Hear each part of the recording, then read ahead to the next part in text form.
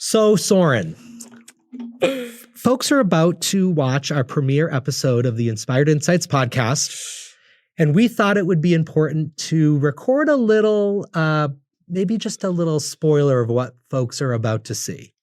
Yes. So we embarked on that journey, I'd say fairly ignorant of the technology which we were taking advantage of. I showed up late because I was taking a nap, and so did Chris, and my mom couldn't help us That's right. set up the recording business. And this space that we're in, and one day folks might see the space we're in, but for today, there's a lot of buttons and pieces to bring this to fruition. And unbeknownst to us, our mics were muted. Yeah.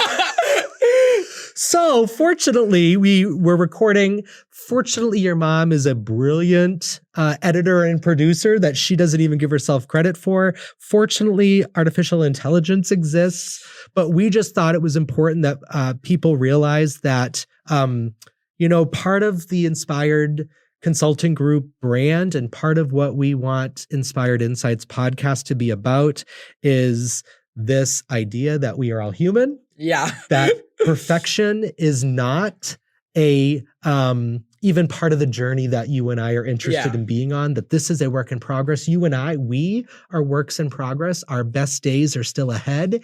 And the best days for this podcast are still ahead. Yeah. So we just want to explain that this premiere episode is a longer episode. It is a little bit of an introduction to you and I and the dynamics that we bring to this podcast. And this premiere episode is about grace. Yeah. And vulnerability, and asking our listeners to bear with us. Yeah. What you will see in the next couple episodes, I hope, is an evolution of the process. And we want to thank folks for joining us in this premiere episode and for sticking with us, learning with us, growing with us, evolving with us, and just being patient with us. Yeah. And with all that said, I think that we managed to put together something all right.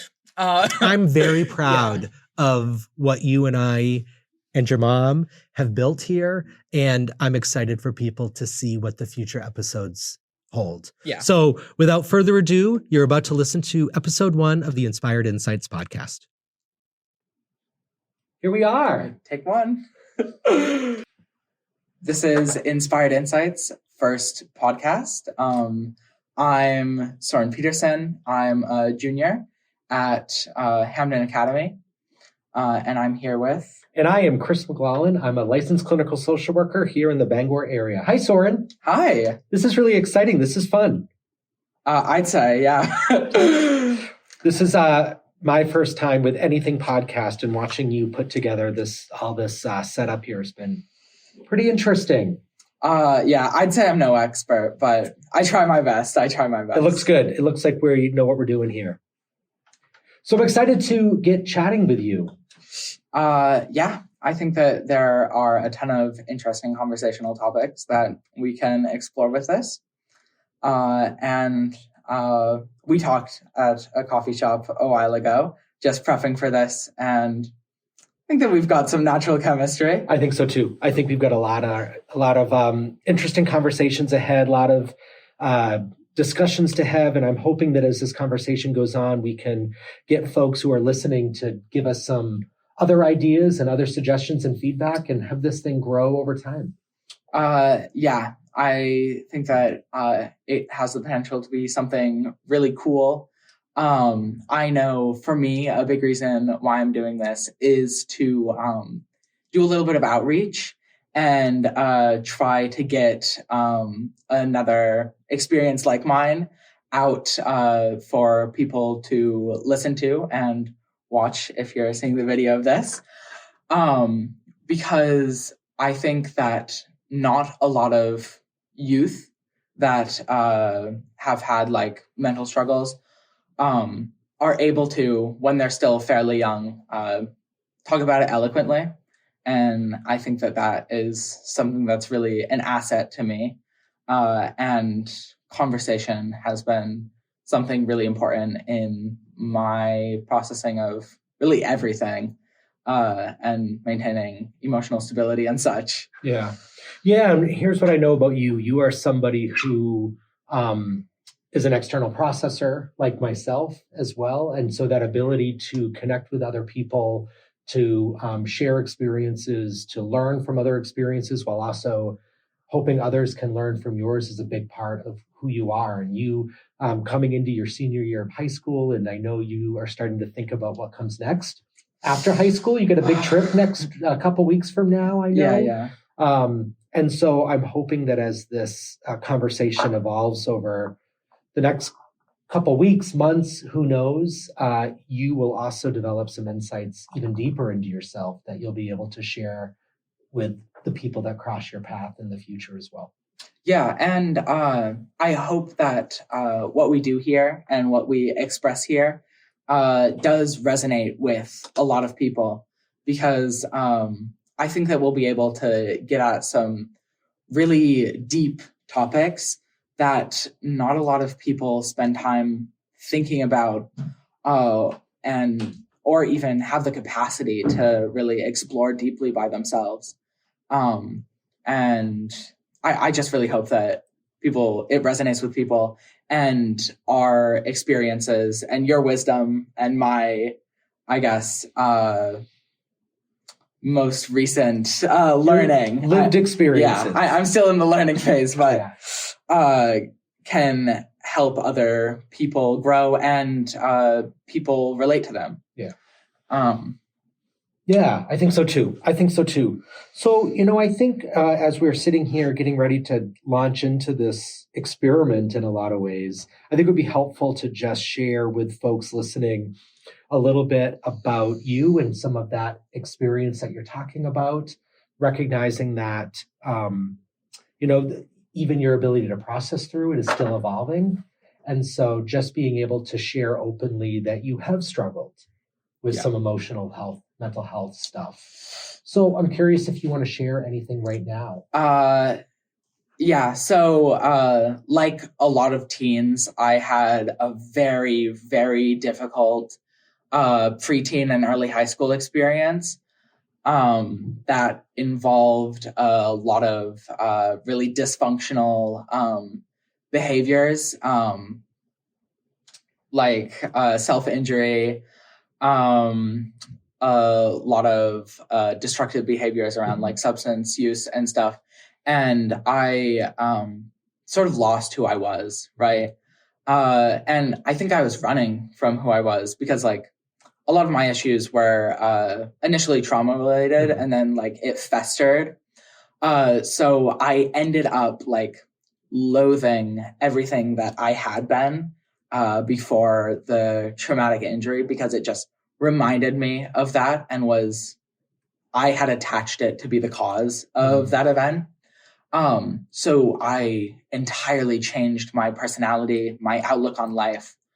I became like deeply nihilistic, and it was really unfortunate, but like I actively tried to suppress the empathy that I had, because even like feeling for others would make me realize how deeply I was hurting, right?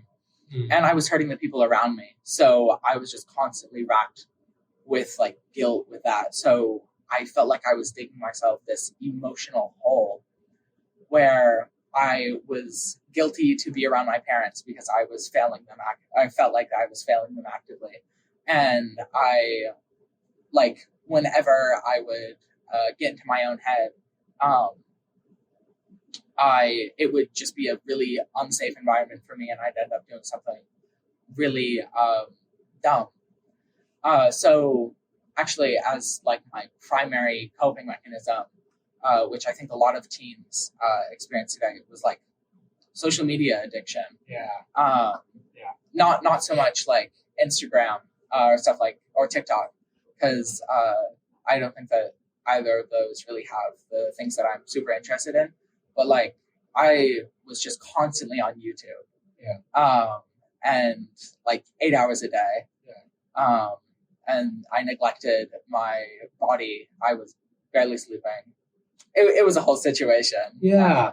And, one of the things I love about you, Soren, is you kind of have a foot in a couple different worlds with these conversations. You have that I'm a teen world, and the friend group that you have represent a whole lot of different lived experiences within the teen population. So you've got this really like insider view on what it feels like to be a young person in the world today. And you have this ability to project yourself wiser beyond your years. And I've known you for a very long time. I've been friends with your family for a very long time. You have always been like that. So I love to watch you vacillate between I'm a teenager and I'm doing teenager stuff, and you've got this 20,000 foot perspective on the world around you, and just very insightful and analytical, and you love to learn, you love to dig into stuff. So to hear you talk about this YouTube addiction, knowing how much you love to learn, like sometimes I'm sitting here wondering how much of that was you attempting to process through and learn about what was going on for you, and how much of it was a distraction, how much of it was a defense mechanism, a coping strategy to get away from what you were dealing with. Yeah, like I did, like, it was engaging material, but ultimately it was escapism. Yeah. And like I engaged with a lot of it was about like modern affairs. I spent a lot of time learning about philosophy and like modern geopolitical environments. I got really into history, and I still am really into history. But I think the way I went about it both ignored the experience that I was having and my emotions. It was very much trying to put myself in a world that was different from where I was. Yeah, that's that escapism piece. Yeah. And also by looking at modern events and all of these awful things that was going on around the world. And I think that like the news actively encourages this because like tragedy is a moneymaker, right? So I would see all of these awful things going around me, and I'd be like, wow, the world is what I think it is, right? Yeah. So I'd use it to justify my really like people-loathing, nihilistic worldview, thinking that like everything was going to go to crap, and it really didn't serve me to do that. Right. And now I watch that content and I'm like, wow, this is really unfortunate. What can I do? And then I watch other content on what other people are doing to like help these things. And I think because these things are so widely available in the media, it makes a lot of people think that that's all that's going on, when in reality, like right now in the world, we have the lowest incidence of extreme poverty, like right in human history. We have the lowest violence rates in human history. Like humanity, in my eyes, is on the up and up. And every single day that we strive for more community and empathy, and we make technological developments, is another opportunity to like better ourselves, better humanity, and be optimistic about the future. Yeah. So I really am hopeful. And I've gone from a place of like seeing awful things and being like, man, that justifies my like really awful worldview and the behaviors that I'm doing, because ultimately nothing matters. And now I look at them and I'm like, wow, these things have weight. Yeah. So it's important for me to contribute as well. Yeah. You're talking about this distinction of being going from a passive consumer of media and just letting it wash over you, to being more active in that consumption, more intentional with what you're watching and how you're processing what you're watching. And so I'm thinking a lot right now about how you talked about the social media addiction and doom scrolling is something that gets a lot of attention right now. And there's a lot of conversation about how much is too much. Is the addiction to social media and short 30-second, 1-minute clips, is that an addiction? And I'm wondering if you have thoughts from your own experience about what that felt like in your own body and your own brain. I mean, I think it 100% is. Like, chemically, it's the exact same thing. It's just always searching for a little bit of dopamine, right? Yeah.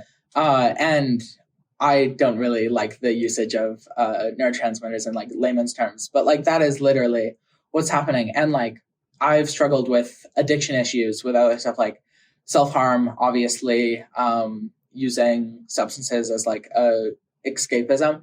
And it's, I think psychologically the exact same thing. Perhaps it's like less frowned upon and more normalized. Yeah. But like it is, in my eyes, the exact same thing. And you noted like being an active consumer of these things. Obviously, like you can't get away from it. But like kids nowadays, they were born into it. Yeah. It's not like they got into it and can't get away. That's just where they are.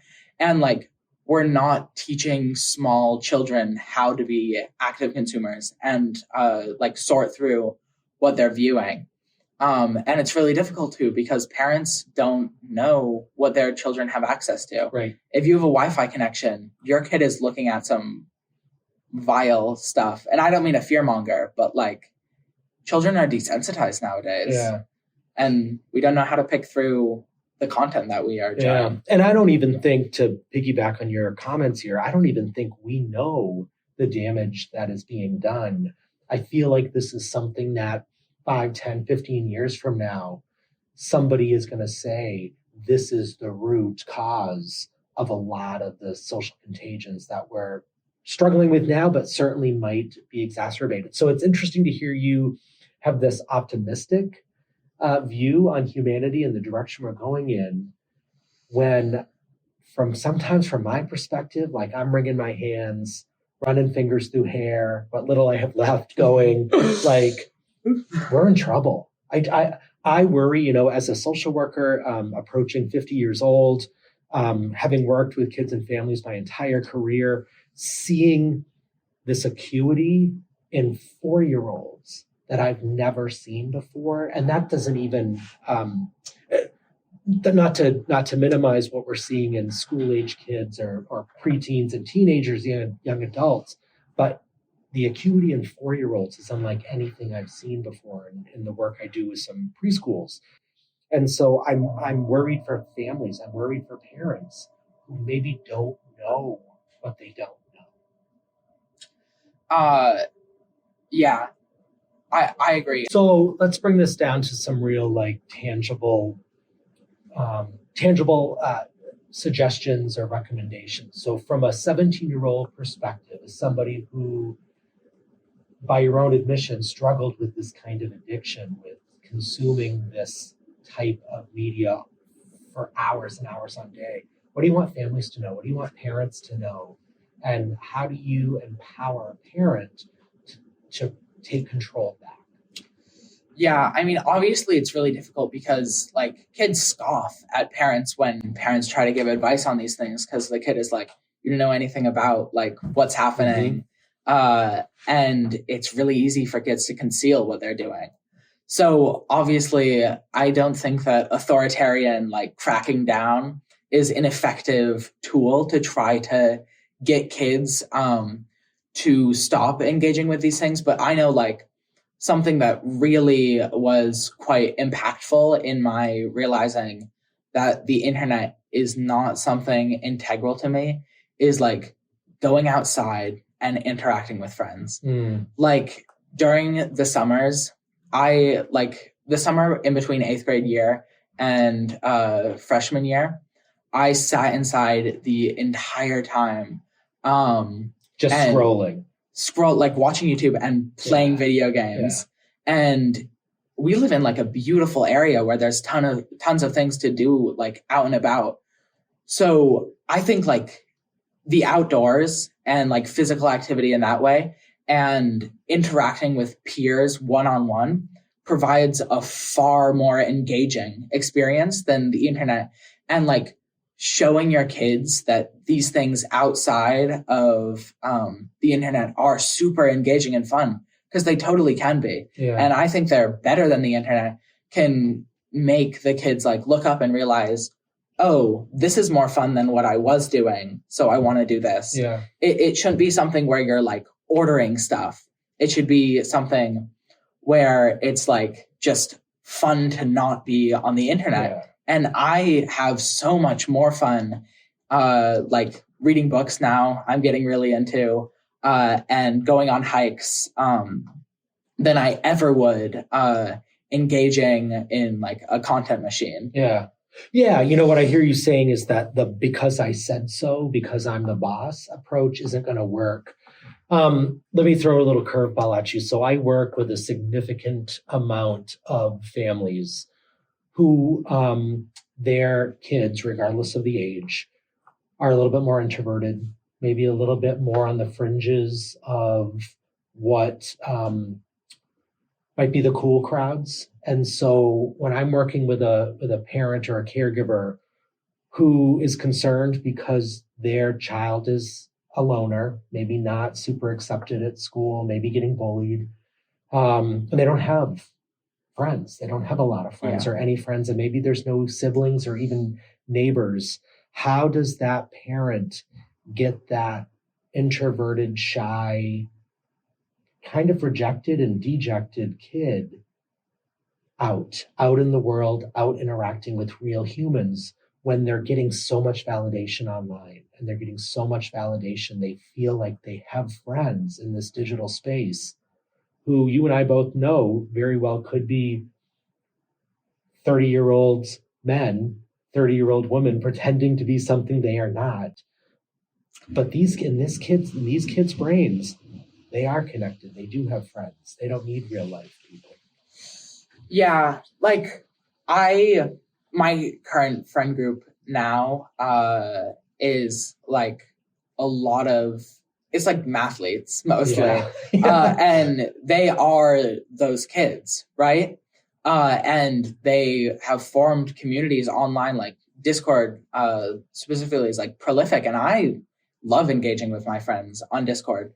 And like, I think parents oftentimes discount the relationships that kids have online because they're not real relationships. And like I don't mean to criticize you, but like the fear mongering about how every person's lurking behind a corner on the internet trying to like take advantage of you. Mm-hmm. Yes, that is a real problem. And yes, that does exist. And we need to safeguard for that. But also you can't use that to discount your children's relationships. Yeah. Like I was talking to one of my really good friends about his experience during COVID. And he is very introverted. You're like very nerdy. He doesn't have like necessarily the social skills that a lot of his peers have. But he found a community online during COVID, and it was like 8 to 10 other people from an age range of like 15 to like even 25. That was his only community during COVID. And he mentioned how that lack of, I guess, in-person socialization sort of resulted in him having less social skills now, but also how if he hadn't have had that, how awful his COVID experience was. And I think that like parents have a tendency to vilify online relationships because they don't know the other people. They can't vet them. And that's 100%. Yeah. There's a lot of fear there, obviously. But also just like listen to your kid.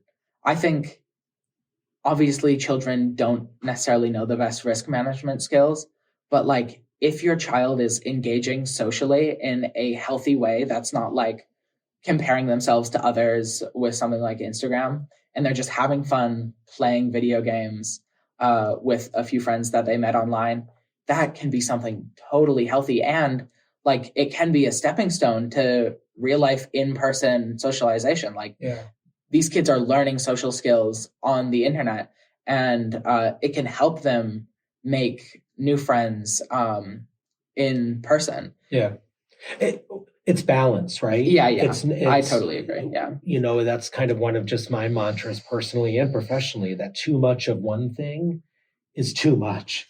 And so to really try to find that balance between these online relationships, and to your earlier point, get out, do something, go interact, go be part of these communities, these clubs, these groups of kids with similar interests, but it's about the balance. Yeah, totally. I agree. Like, my brother doesn't spend any time playing video games. He's very physical. Yes. And very brutish is a bad word. He's just like he's physically oriented. He's athletic. He's like your typical jock.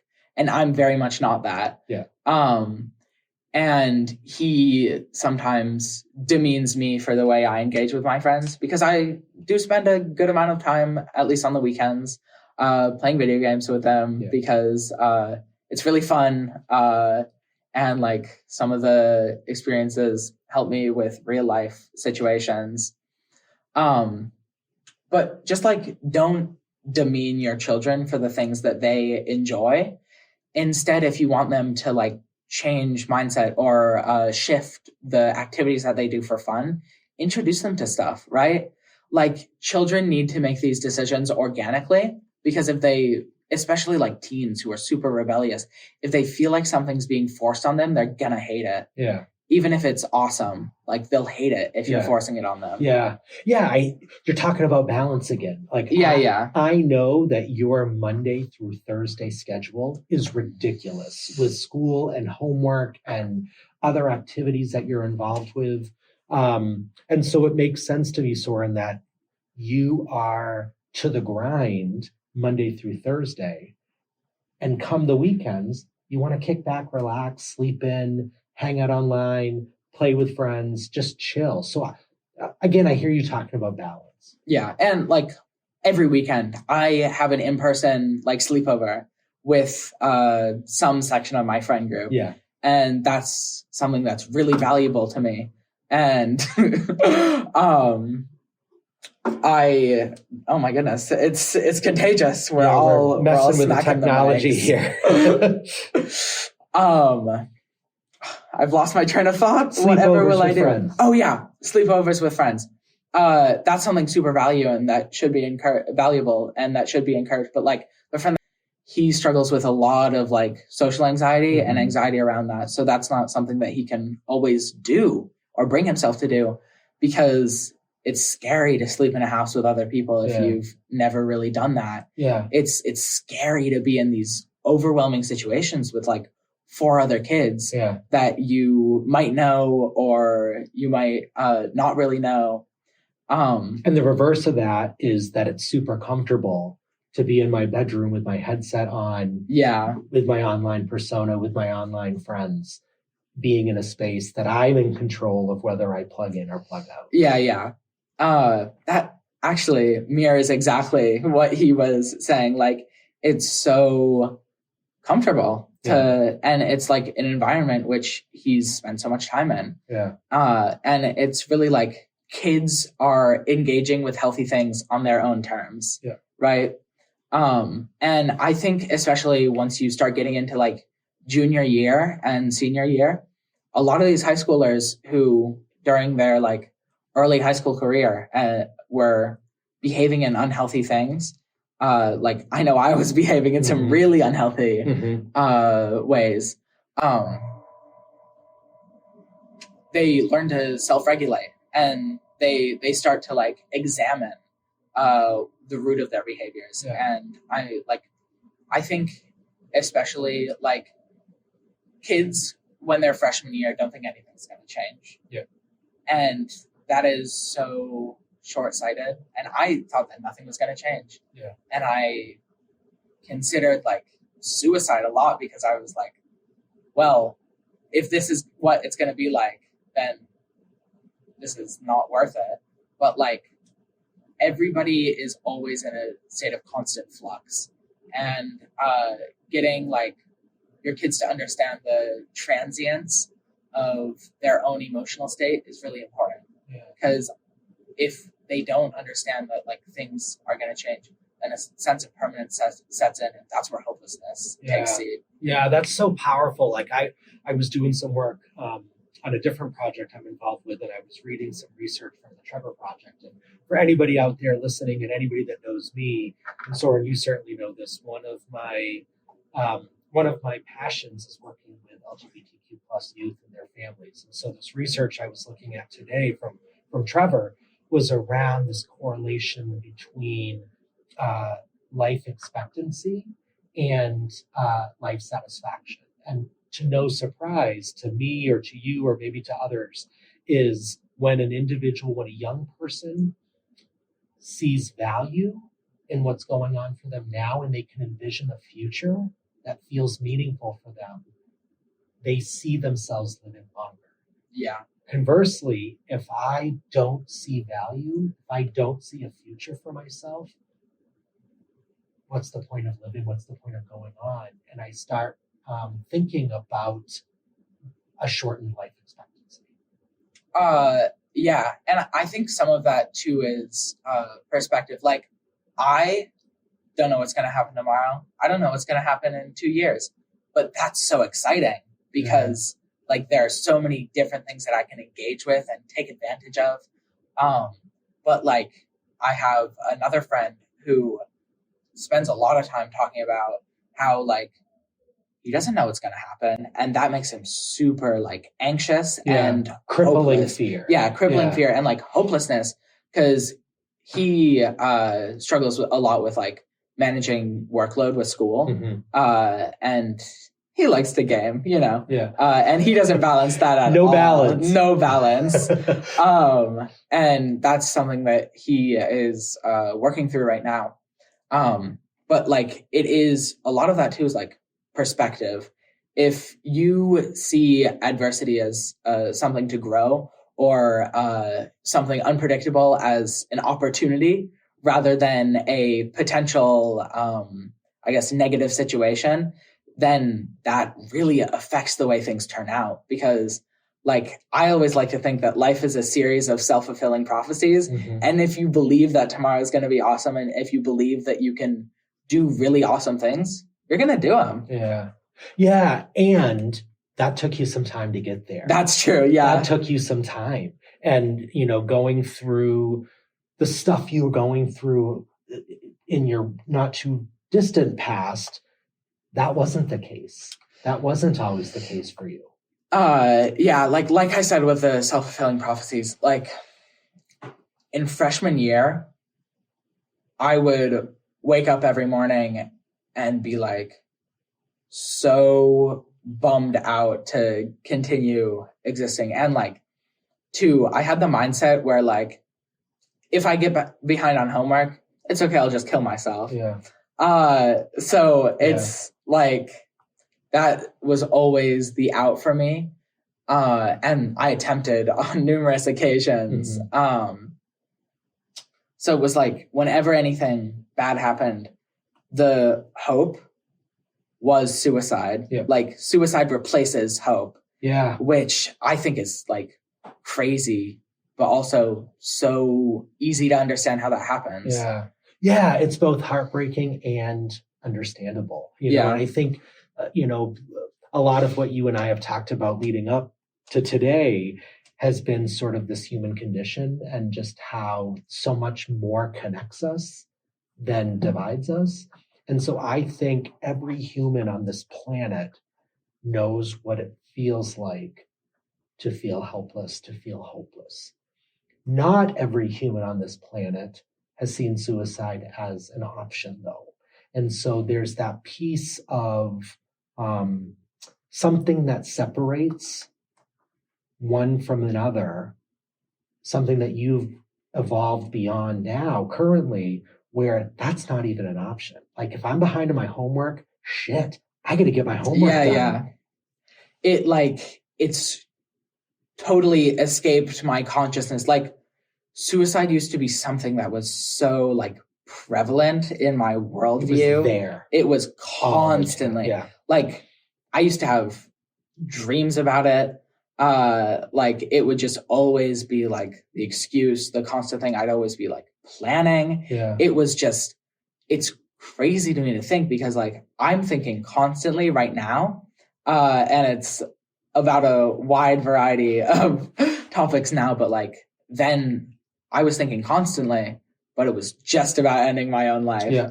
And that like that pervading everything, either like suicide or like thinking, oh, I'm gonna go like get messed up at some point like later today, or like when I get home, like I did smoke a lot of weed. I'd get home and like, especially too, it's so easy to get as a child. Like you think that I feel like this isn't fear mongering. And I don't want parents to take away fear and feeling like they need to protect their kids, but just awareness. Like me as a freshman in high school could spend maybe 30 minutes asking random people, and I would immediately have somebody in my phone that if I texted them, I could get illicit substances within like an hour, and it'd be dropped off at my house for like a $5 fee. Yeah.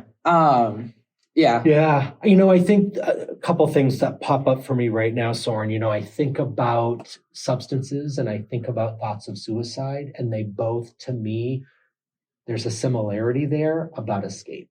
One is the ultimate escape. The other is a temporary escape, but they both serve a purpose.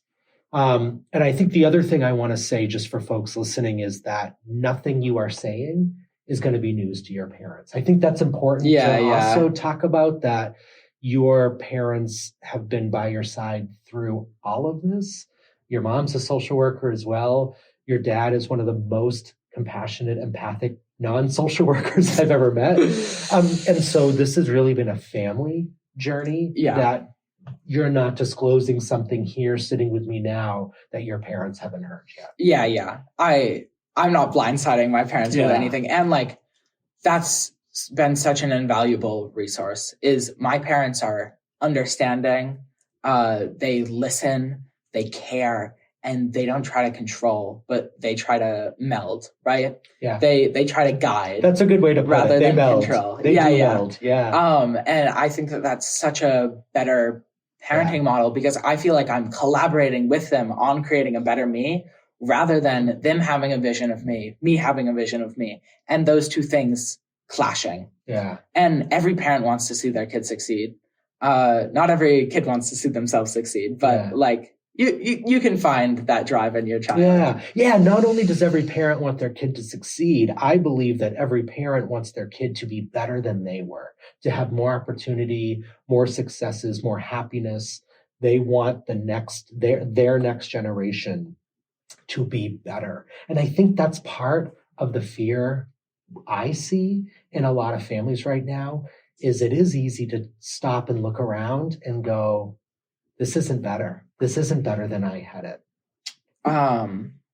Yeah, it's not better, but I would have loved to grow up in the 80s, 90s, but also like I'm quite like outwardly queer. Mm-hmm. And if I was growing up in the 80s and 90s, it would have been more of a shit show than my middle school career was. I'm here to tell you it was not. Growing up in the 80s and 90s as somebody who identifies as gay, it was not piñatas and unicorns and parades. Yeah. So like, even though the childhood experience of kids is to some extent being robbed by the internet, also it's important to look at like, there is such welcoming environments for your kids now if they have certain like idiosyncrasies that like would have been frowned upon. And like, I think that the cultural model for high schools has changed so much, because it used to be at least I look at like movies and talk to my parents. It used to be fairly hierarchical where jocks that were at the top, but now like I always call it cultural speciation. Yeah. Like there are groups of 20 or 30 kids and there's no hierarchy within it. It's just like welcoming environments and nobody, obviously there is mild bullying, but I think way less than there was. Yeah. And like kids know not to be openly assholes because they will get put in their place for that. Yeah. Like it's the people who are being mean that, or like taking advantage of others that are like frowned upon, not the kids that are being taken advantage of. Yeah. Which I think that is a really important cultural shift. So like, even though some things have gotten worse and obviously in a big way, other things have gotten so much better. Yeah. So just look, I always look at the silver lining because I tend to like poke holes in arguments. That's like the way my brain works, or poke holes in situations and see the flaws in them. And I have to actively adapt my thought patterns to not do that. Because if you focus purely on the negative without seeing the flip side of it, you're end up going to feel bad out of every situation that you interact with. It's a no-win scenario. Yeah, it's zero sum. Yeah, you know, I feel like some of the stuff we're touching on now, we're going to have these conversations in the future. I want to talk more with you about bullying. I want to talk more with you about the experience of a young queer person, about gender and about sexuality and about queer joy and how, like, at the end of the day, I feel like the kids are all right.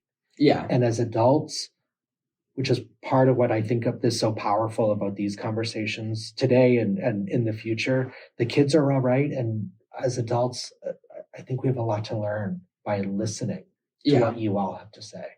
And just to touch on you saying that we were just skimming over these things, I feel like this conversation, we've touched on a lot of things that we could spend hours talking about. Yeah. So this podcast in many ways is just a teaser for some of the conversations that we can have, because we're just like organically going through the interests that we have. And which was our model. Yeah, exactly. That was the idea for this podcast. Yeah. And you know, this whole idea of inspired insights, where we're not going to do the term paper podcast on just one topic. We're going to talk about a whole lot of things. We're going to skim surfaces. What would make me ecstatic is knowing that parents and youth might listen to this and have this conversation in the car ride to school or at the dinner table that night. We want to inspire folks to have these discussions, to try out some of these discussions. You and I are both very big on stigma reduction, especially around mental health and wellness. And by having to be able to just say the word suicide out loud on a podcast is pretty taboo by itself. Yeah. We want to be able to break down some of that stigma and give people permission to inspire them to have these conversations in their own world, their own spaces. Yeah. And like, I see a lot of my friends, their parents either get angry at them or are afraid to talk about topics involving like their mental well-being, because like it's really scary as a parent to have your kid be like, hey, I'm having suicidal thoughts. So then the parent either has like, because they're having an extreme adverse emotional reaction, they either get like angry, and I see that a lot with a lot of my friends' parents, and then just ignore it entirely, or they like break down, and then the kid feels like they can never talk about it again because it's hurting their parents or like hurting them. Yeah. Well, and that's one of the biggest as a clinical social worker, that's one of the biggest stereotypes about self-harm and suicide that I see over and over again, is families will say, but Chris, if I ask them if they're feeling suicidal, I'm going to put the idea in their head and they're going to do it. And it's going to be my fault because I said the S word to them. And you're shaking your head and I'm doing the same. Like, that's crazy. We've got to take that stereotype and break down that stigma. Yeah. And like, obviously a lot of these things are normalized online, and I don't think that that's helpful, but exposure, like your kid's already exposed to these things. Right. And if they're in a bad mental space, it is super normalized to think about that. So you getting involved in that conversation can only help, because like kids if they're in a bad mental space, they're going to think about that external from whatever you say, and only you doing outreach and support can help them. Ignoring the topic just makes the kid feel more alone. Yeah. And I think like I did like a complete 180, and obviously that opportunity has not been provided to the vast majority of children. Like if I had even like 10% less supportive parents, there's a very solid chance I'd be dead right now. Yeah. Like very solid chance I'd be dead right now. Yeah. Because I was getting desperate in the end there. Yeah. And because your parents, you know, and I know, knowing your mom as well as I do, you know, being a social worker in your professional life is way different than being a mom and being a social worker in your own home. And so some of that stuff goes out the window as well. But to your point, by creating the space where it was okay to talk about this, where you weren't going to be met with anger, with defensiveness, with consequence or punishment, you were going to be met with, let's talk about it. Tell me more about what you're going through. I want to understand. Made it safe for you to say those words. And like I mentioned that I felt like I was digging myself an emotional hole with like shame. Like I'd engage in a bad behavior and then I'd be like, oh my goodness, my parents are so angry with me about this, when really they were just sad. And scared. Yeah, and scared. And I was like, I can't even like bring myself to interact with them because of this, because I was suffering with so much like shame and guilt, and I still do to some extent. Yeah. But the fact that they were open and willing to have that conversation at all times and always kept like a fairly cool head with me allowed me to break out of that belief that it was an adversarial relationship. Right. And it became like collaborative effort.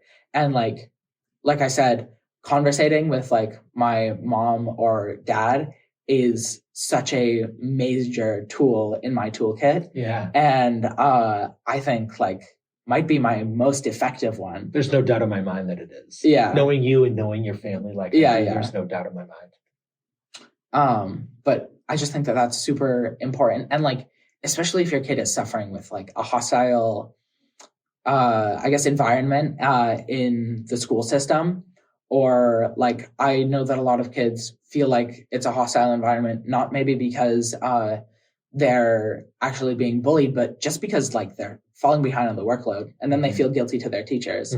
And then they can't complete the assignment because it's embarrassing to turn it in late.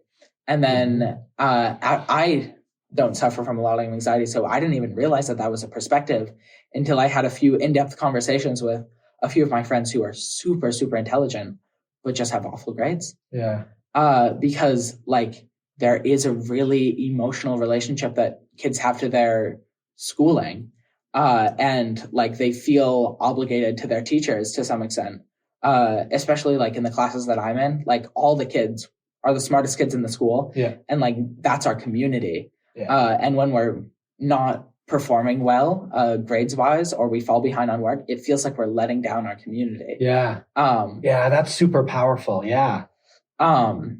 So like, even if your child isn't being bullied necessarily, school could be a really anxiety provoking thing simply because of the workload, the way it's structured, and like they feel obligated to engage with it in a certain way. Yeah. Well, and in those situations, and I've had these conversations with kids I've worked with and families I've worked with, that in those situations, it's almost like the kid is their own bully. You know, we all have that voice. You know, RuPaul, one of my heroes, talks about that inner saboteur, and that, you know, we all have that voice that says you're not good enough.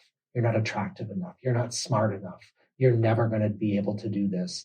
And we're our own bullies in those situations. And so these kids, these friends that you're talking about, they may not be bullied outwardly in a super traditional sense of the word, but they're doing some internal bullying, that monologue, that inner narrative that is just constantly driving them down. Yeah, 100%. And like I mentioned that I think that there's less bullying, but I also think that there's more self-loathing. Yep. Right? Like, especially we look at these things like social media. Kids aren't bullied for their weight anymore, but kids are suffering from eating disorders at a higher rate.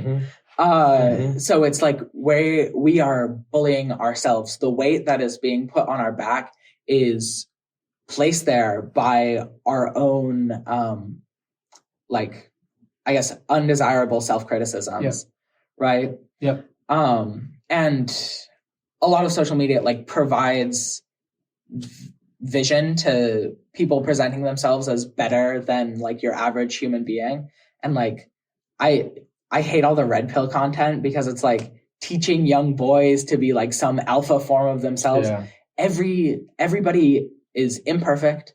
Everybody struggles with issues. You can do things to be a lot healthier and perform better in society, but also like you don't need to subscribe to an archetype of a man or woman or person that you feel you should be. Just be the best version of yourself, not a version of someone else. Yeah. There's something so liberating about not having to sign on the dotted line on this is who I am and this is who I'm going to be for the rest of my life. The other thing I'm thinking of is just the reality that inner critic doesn't ever really go away. You know, the older we get, some of us we've got larger volume dials that we're able to turn it down from time to time. But as I'm facing down the gun at 50 years old, even driving here tonight, that little voice was like, this is going to be stupid. Nobody's going to care about this. This is going to be lame. You're going to sound dumb. Like that critic is always there. We just learn different skills and different approaches to just silence them from time to time. Yeah. I think that my middle school experience really silenced that for me a lot. Like I don't feel obligated to do anything that I don't want to, which is bad because it is bad in some ways and good in others because it makes me feel like I don't have to do anything. I only do the things that I want. It's balance. But also like, I think the thing that led to that is like, if I was criticizing the things that I was doing, then it would make me behave in a way that wasn't me. And that was less comfortable than myself criticizing the way that, and like, I think that like in middle school, I would wear a different like color pattern blazer to school every day. Like I was on it. The fashion game was going crazy, but also like that led to some pretty hot, especially when I was on the football team. Like that was not accepted. And if I was anxious about the way that I was presenting myself, then it would have like, you need to be able to pull those things off. And like, even now I've lost a lot of that like outward sparkle and become more academic. I think because I worked to suppress that so heavily. So now like it's on occasion that I bring things out like that rather than it just being me every day. And I feel bad because I've like, I think lost a little bit of myself in that, but also I've gained insight and I don't feel obligated to do anything for anybody. I'm looking forward to talking with you more about the sparkle and the shine. That's something I've been thinking a lot about lately, about how we unfortunately live in a world where we teach kids at a very early age to dull their own shine, to not sparkle too brightly because they might blind somebody else. But again, it's balance. Like that feels like the theme of tonight's conversation of, I want to be able to have a kid know they can sparkle and shine as bright as the brightest star in the sky, but also realize the other side to that is the world's not always going to appreciate the shine like I do. And so rather than learn to dull or hide the shine, how do we accessorize the shine? How do we match it with a cape, with a cloak, so that we're not hiding it, but we're working it? I totally agree. And like, I think that kids sometimes don't know how to regulate the degrees to which they express themselves. Which sometimes results in like problematic behavior or just not talking at all. So I totally agree with like accessorize it, imbue it within yourself, without it being an aggressive thing that is compromising others. Make it something that is like you, but also very socially cohesive. Yeah. Make it your superpower. Exactly. So you can leverage it. You're in charge of it. You bring it out when it's time to bring it out, and you can pull it back when it's time to pull it back. Yeah. I used to have a lot of issues in class because I would just say anything I was thinking, it would come right out my mouth. And sometimes the thing that I was thinking would be the exact right answer and like super important commentary on the class. And other times the thing that I was thinking would be like vile nonsense that wasn't even that funny of a joke. So I have had to spend a lot of time like learning to code switch and control what I'm saying and regulate. Regulate. Yeah. And I'm not saying that I'm perfect at that at all. Like I still am pretty bad relative to my peers at managing what I open my mouth and say in a classroom environment or in a professional environment. Yeah. And that's a skill that, as somebody that's almost 3 times your age, that's a skill we're all learning. We're all, there are moments in my life, probably every day, where the stuff I want to yell isn't going to get me anywhere in my career or socially. So we learn to regulate. And I think learning to regulate is different than dulling your shine. Learning to regulate is about learning how to accessorize your shine. Yeah, I totally agree. Yeah. Well, Soren, this has been a lot of fun, and I'm really looking forward to many more of these conversations. I'm looking forward to getting some feedback from folks, listening to this one back, dulling our own inner critics, and just seeing where this is going to go. This has been amazing.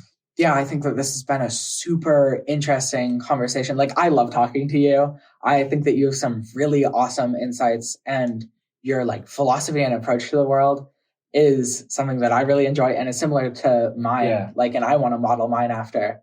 And yeah, this is really exciting. I am beaming with excitement. I see your shine, my friend. Well, until the next time, I'm Chris McGowan. I'm Soren Peterson. And we'll see you back on Inspired Insights. Yes. Thank you so much for listening.